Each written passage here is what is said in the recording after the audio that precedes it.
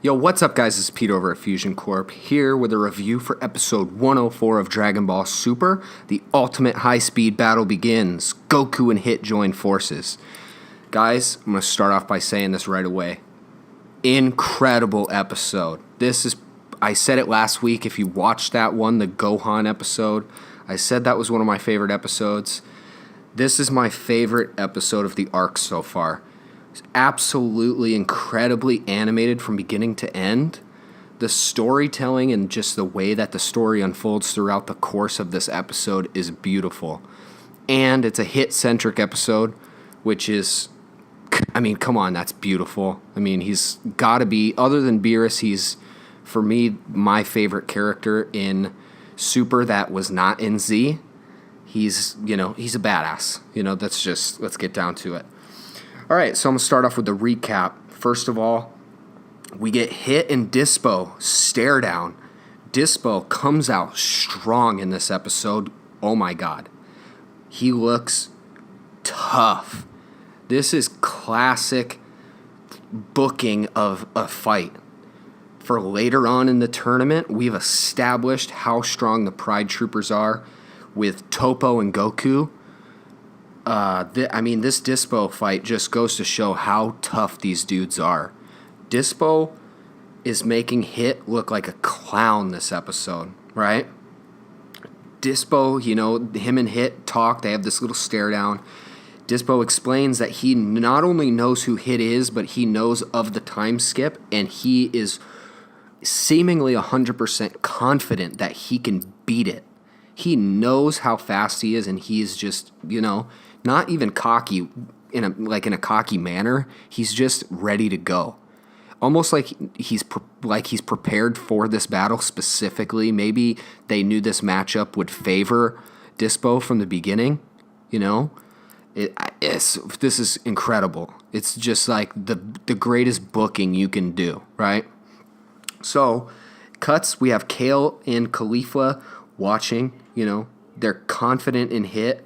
They're so confident to the fact that they're not even going to jump in. They're just saying, you know what? We got it, right?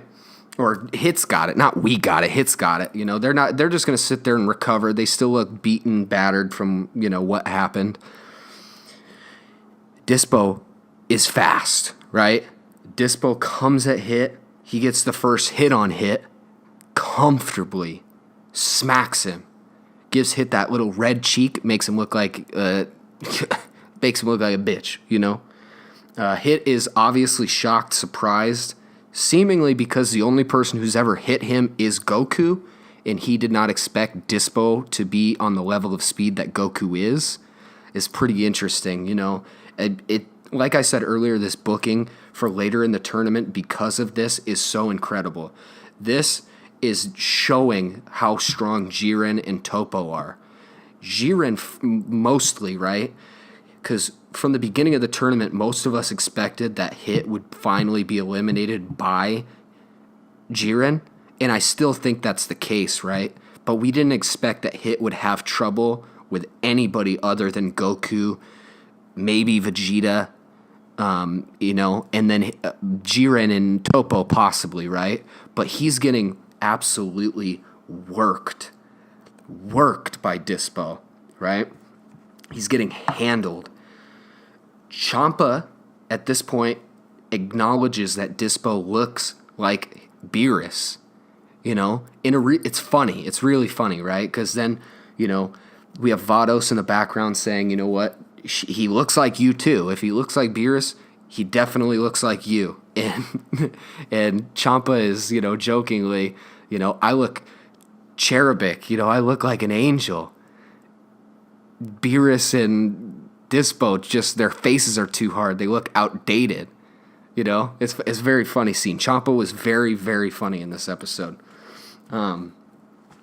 Universe 6, they established from some of the other universes talking, and it's Universe 11 primarily.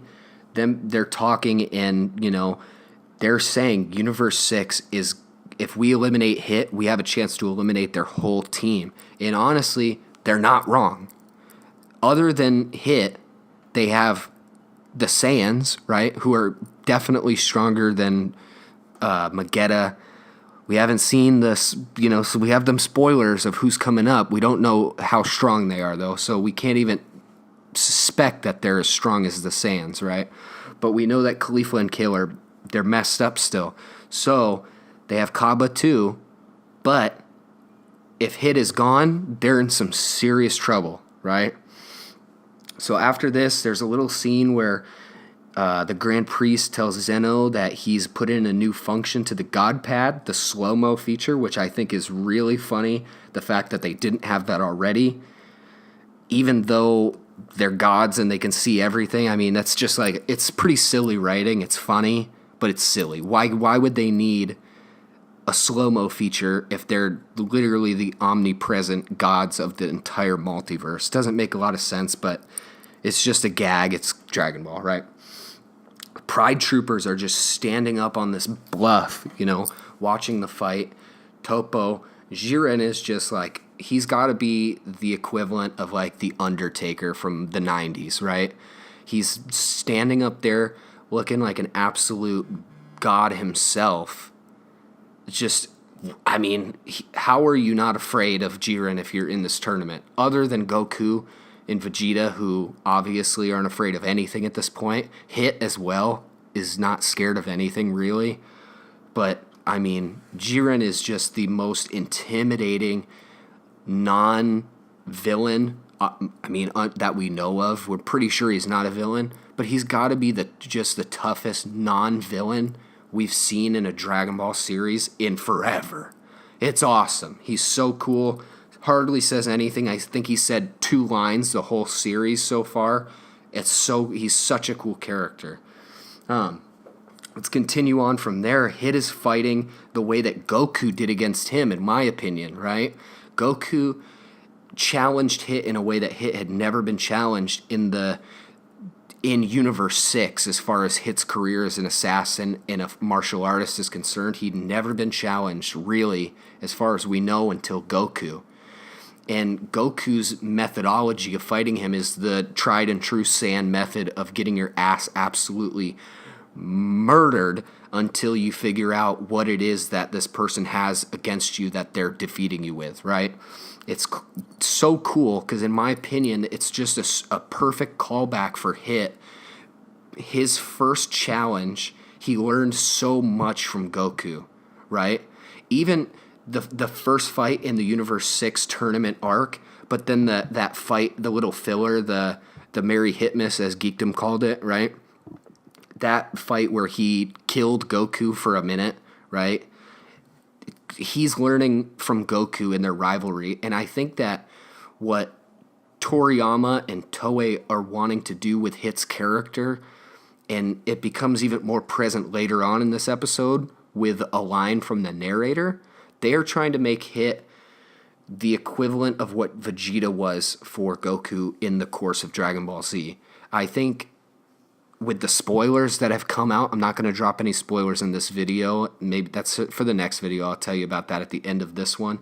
But with some of the spoilers that have come out, I think it's all but said and done that Vegeta is ever going to be the top dude, really.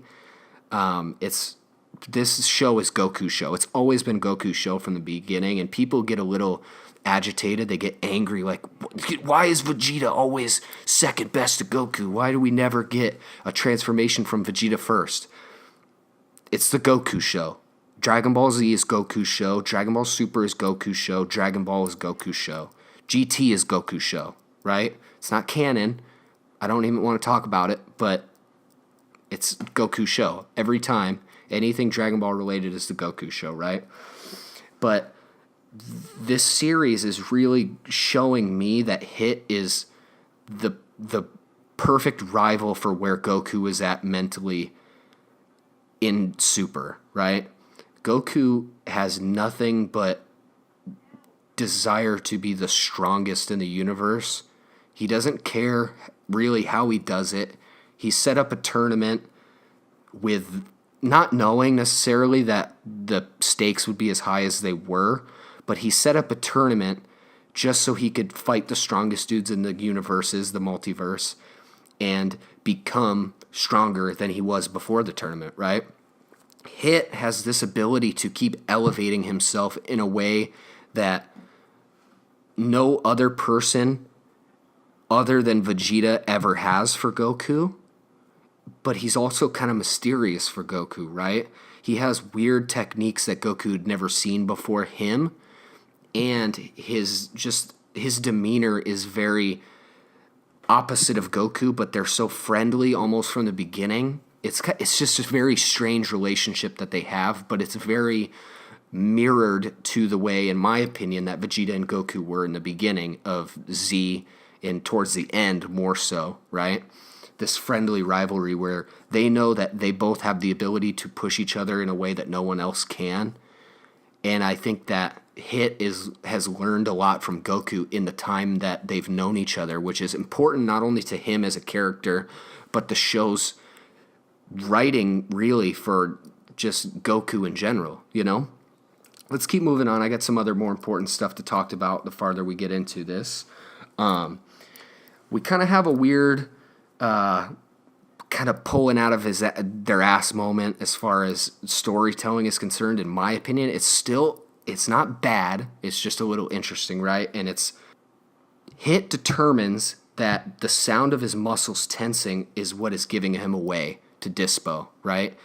He can't figure out why Dispo is defeating his time skip so handily until this point when he is, he's gotten his ass kicked, and he determines that, the muscles tensing up in his body all the way around when he goes into his time skip is exactly the moment that Dispo speeds up and hits him, right? And just whoops on him. And there's a really funny moment here from Champa again, where he tells Vados to get out the Vuvuzela like he's at a Brazil national game team. It's funny. That in my opinion is so funny. Vados is kind of like, that is such a dirty move. You have no right to complain that people are cheating when you're willing to pull out the Vuvuzela, right? And then we get back into the fight, and the Pride Troopers are watching on, and Topo realizes that Hit is learning, he's adapting, and he's setting a trap for Dispo, right? The trap being Hit is, we find out, luring Dispo closer and closer to the edge, so when it comes time for Dispo to lay the final blow on Hit, he's going to disappear, right, to his alternate time skip dimension kind of thing. I think that's essentially what happened, because why would Dispo not hear his muscles tensing up then? But I don't know. I'm pretty sure he's going into his time skip dimension, right? Dispo, using his super speed, flies through kind of overconfidently and has the longest drop of all time, like he's Shawn Michaels in the Royal Rumble, right, when he gets the 1 foot down. I don't know. That was crazy to me how drawn out it was, but it was funny and, build up the tension. Topo, as I said, realizes that this is a trap. He sends another Pride Trooper, the other one that's remaining other than himself and Jiren. His name is Kunchi. He sends him to help Dispo, and Kunchi comes in and rescues him with a very similar move to a different universe's character. I'm sorry, I don't remember that character's name, but it's kind of like these weird spider web-like things, but it's his energy, it's his ki. He's manifesting into like webs, essentially, right? And he wraps him all around Dispo and brings him back from the edge, right? Dispo, like I said, is, man, it's awesome, because him and Kunchi start working together, and what we expected from the Pride Troopers, this team-oriented fighting style. They have their combo moves, and in this sense, Kunchi uses his spider webs, gets a hold of Hit, and Dispo just starts unloading on him, just punch after punch, just beating on him. Looks like Hit's gonna, get the boot out of this tournament. Of course he's not. Caulifla tells Kale, hang back, I'm going to jump in here and save him. Not that, honestly, she would have got work. She would have been immediately eliminated. If Hit is getting as much damage taken as he is from Dispo and Kunchi, there is not a chance that Caulifla can do anything, in my opinion, right? I think the whole Goku Caulifla, Goku Kale, in my opinion, it's all but said and done. Goku was so scaled back in that fight against them that really, like, he was just teaching them, you know?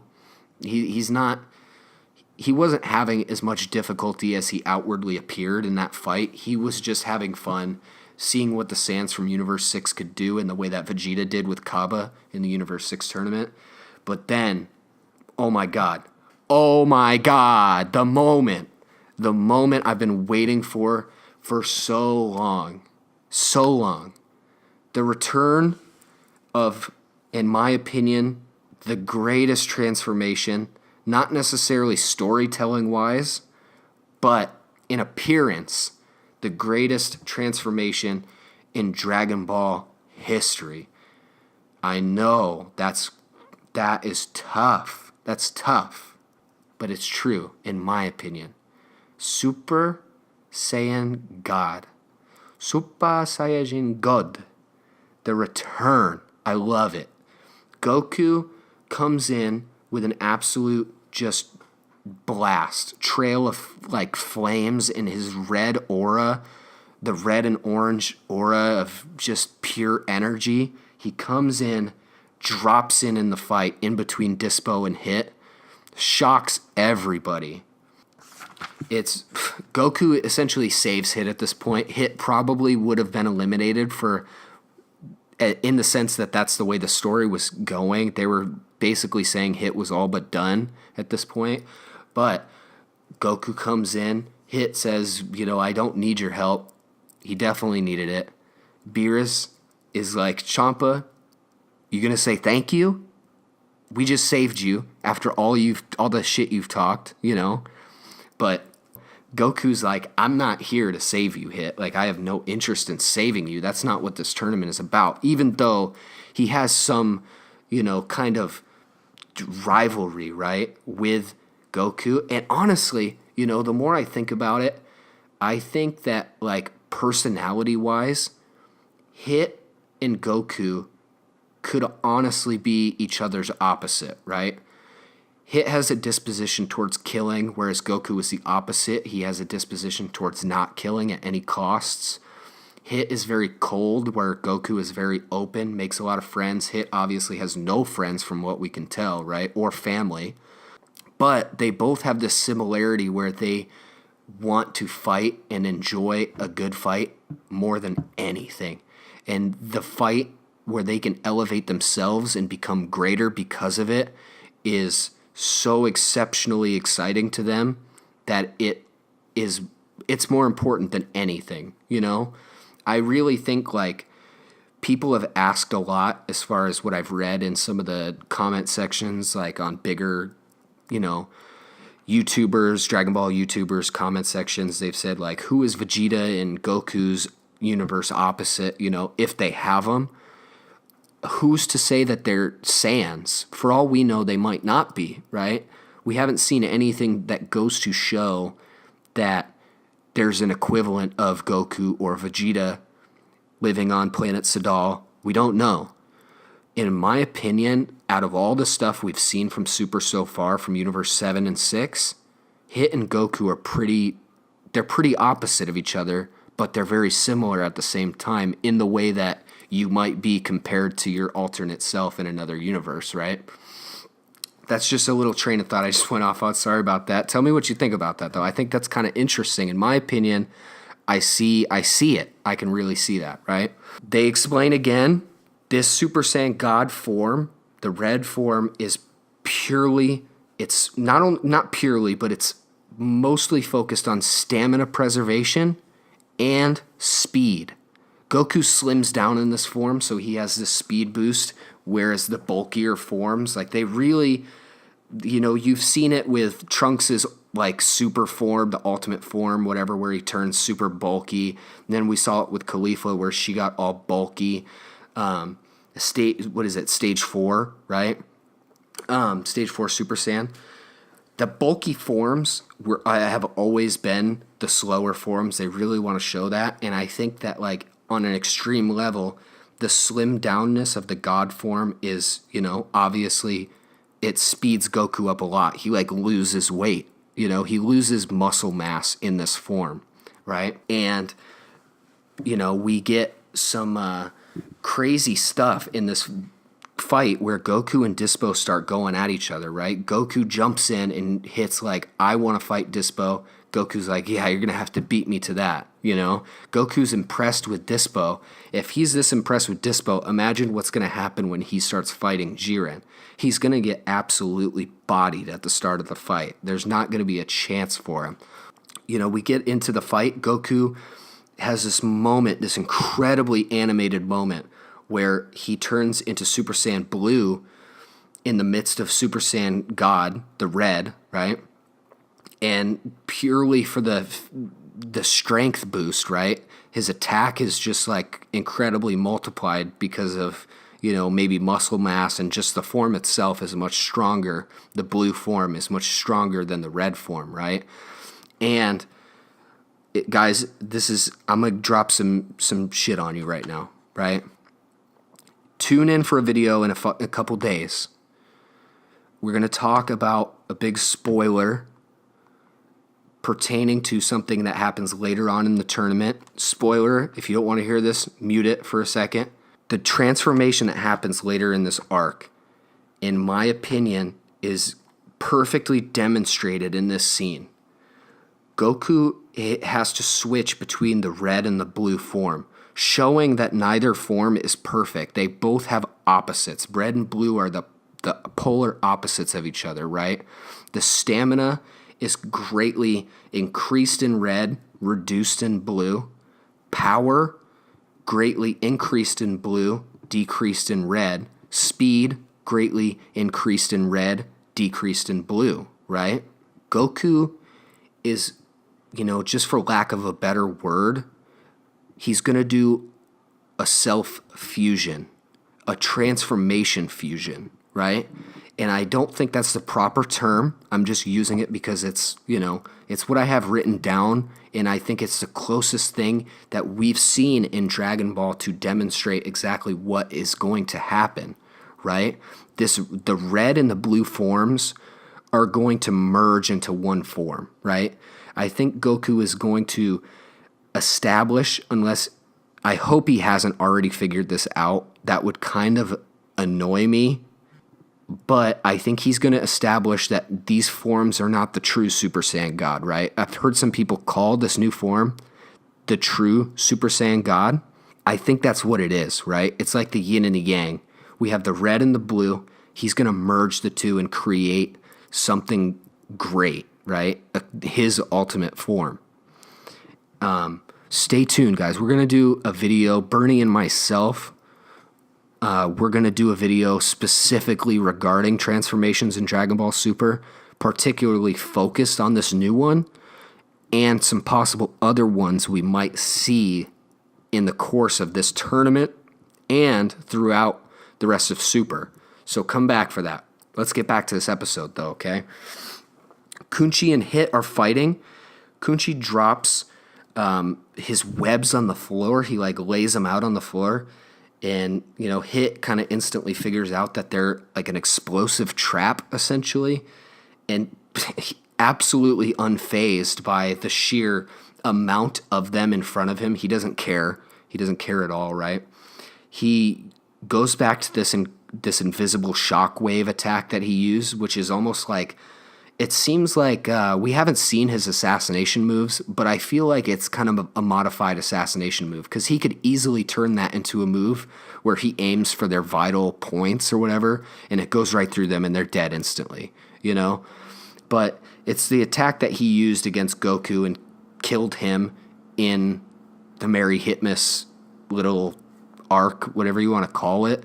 He uses it again, and it absolutely crushes Kunchi. He falls over, shockwave right through what appears to be where his heart would be. We cut back to Dispo, and him and Goku are fighting. At this point, Dispo is actually kind of beaten up on Goku, right?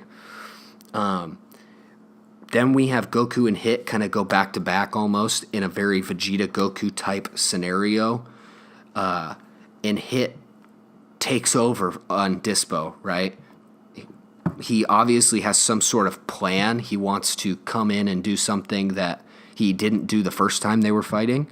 And he does just that. He feints a time skip by, tensing up his muscles. What they established earlier was the way that Dispo had been beating the time skip. And then he hits Dispo with the shockwave from really close up, the gut punch shockwave right through him. Just crushes Dispo. Cut back, we're just cutting back and forth between Goku and Hit's fights. And this time we get Goku versus Kunchi.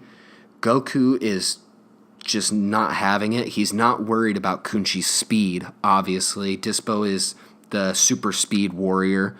They said early on in the episode, I didn't talk about this, but they said that Topo was saying, I believe it was Topo, was saying that Dispo he mastered how did he say it? He has achieved speeds faster than the speed of light and sound, which, correct me if I'm wrong, I thought that Goku and Frieza had done that.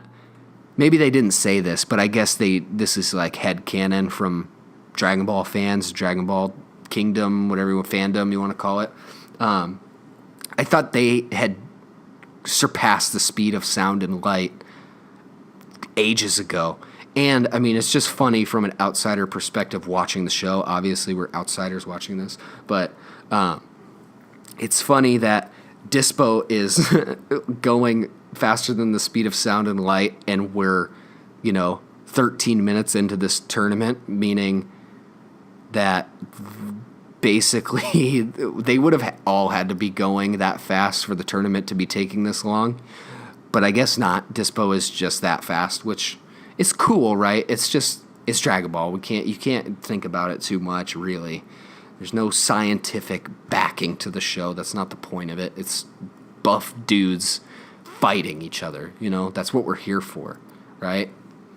But we go back to it. Like I said, Goku is not worried about Kunchi and his speed at all. So he goes straight into blue and absolutely fucking tanks everything that Kunchi throws at him. Just tanks it.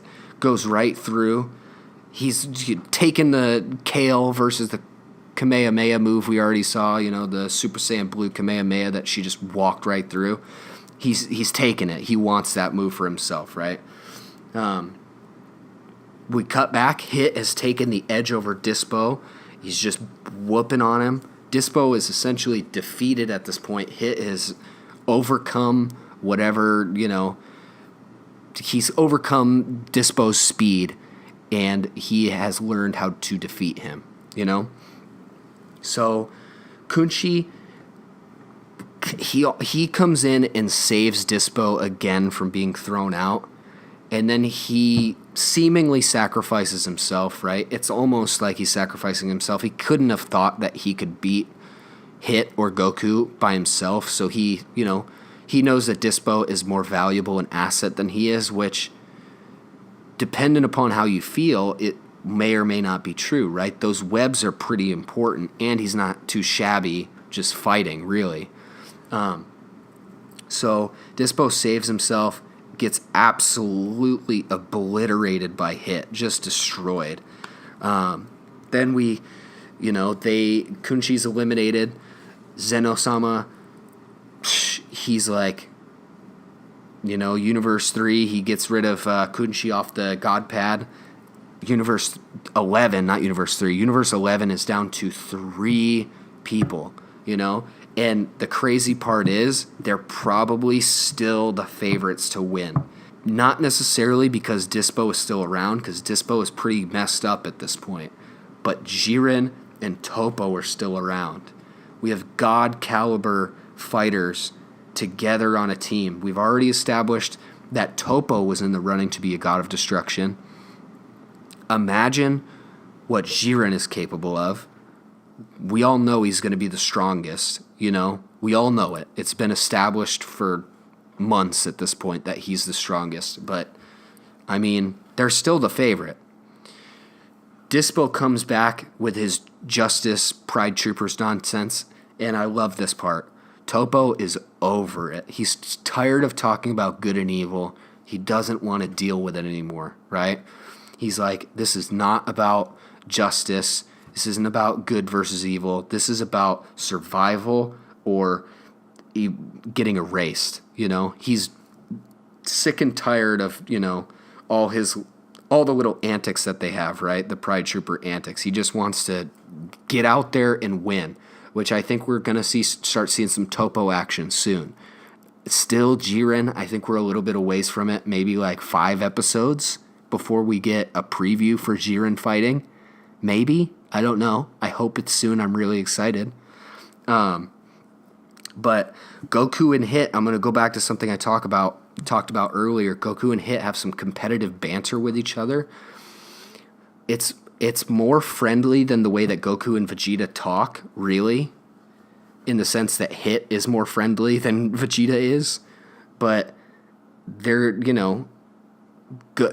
jabbing each other back and forth with some competitive talk, like, you saved me this time. Let's, settle our beef at the end of this tournament when we're the last two standing, if we are the last two standing. Then we have an interesting line, in my opinion. I think it, in my opinion, cements something else I said earlier, right? About Vegeta and his role in Dragon Ball Super. I hope it's not true. But I think it's pretty interesting. The narrator of the show, in the closing of this episode, states that Goku and Hit have formed the ultimate tag team. Forever, Goku and Vegeta have been the ultimate tag team. When they fight together, basically nobody can beat them when they're in sync with each other, right?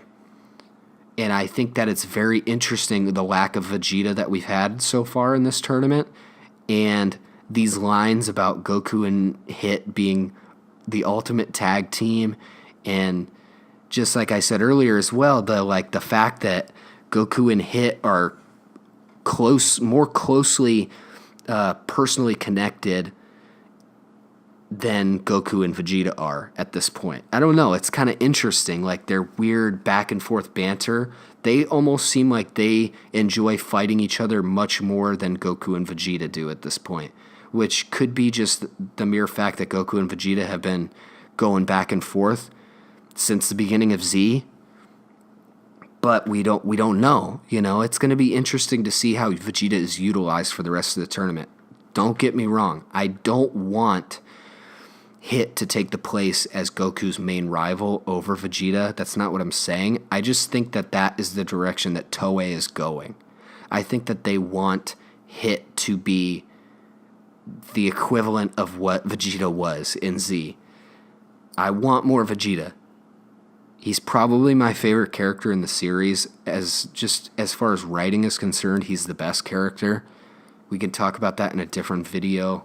If anybody listening to this actually cares about hearing my opinion on the best characters and the best written characters in the show, just go ahead and comment in the, comment section. Ask what you think or ask us to make that video. I'd be happy to talk about it. But it's very interesting to me. I'm very excited to see where they go, whether Hit and Goku team up again. Maybe we'll see at the end of this tournament, maybe we'll see Goku and Hit versus Topo and Jiren. I really don't think that's going to happen. I think we're going to see Hit get absolutely bodied by Jiren, but who knows? It still seems like Goku wants to fight Topo more than Jiren. Maybe he's underestimating what Jiren can do. He is known to underestimate people. He knows how strong Topo is, so maybe he is underestimating him. We don't know, though, right?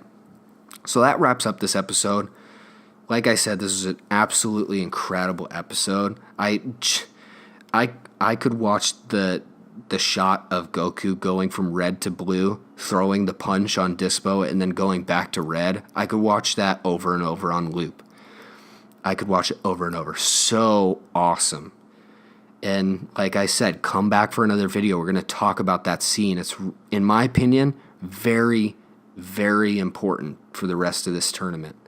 It shows the training, maybe, or maybe the game plan Goku has for not only his transformations, but his ultimate transformation.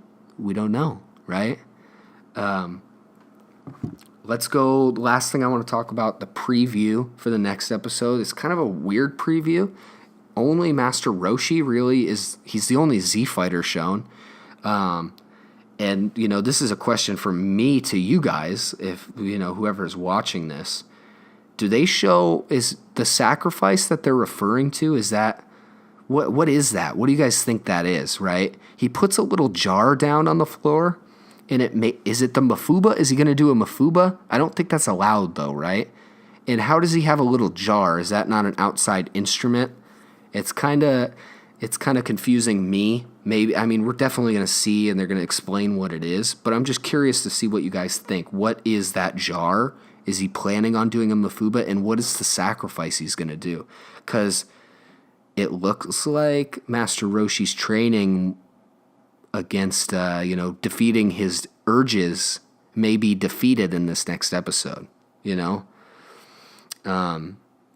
We also see, this is just a little tidbit, we also see a snippet of Magetta, which I'm excited for. I think Magetta is actually a very underrated character. He's awesome, right? I'm really excited to see some more of him.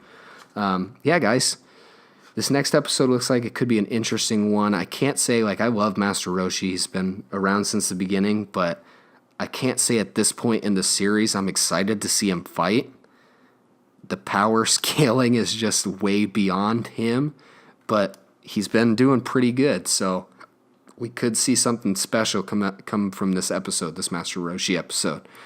I'm going to give my prediction. I think he's going to get eliminated. I think he's going to be the second member of Universe 7 to be taken out of this tournament, but I think he's going to do some serious damage in this episode, maybe get a couple eliminations. Hopefully he goes out with maybe in a better way than Krillin did. The Krillin episode was good except the elimination. That's a conversation for another day, though. So thanks, guys. Thanks for listening. If you like what you hear, hit the like button, subscribe. Stay tuned, guys. We have a couple really good videos, some really good topics we're going to discuss by myself and with Bernie. We're going to have a couple tandem conversations about Super and what's coming up, what we think is going to come up. So stay tuned.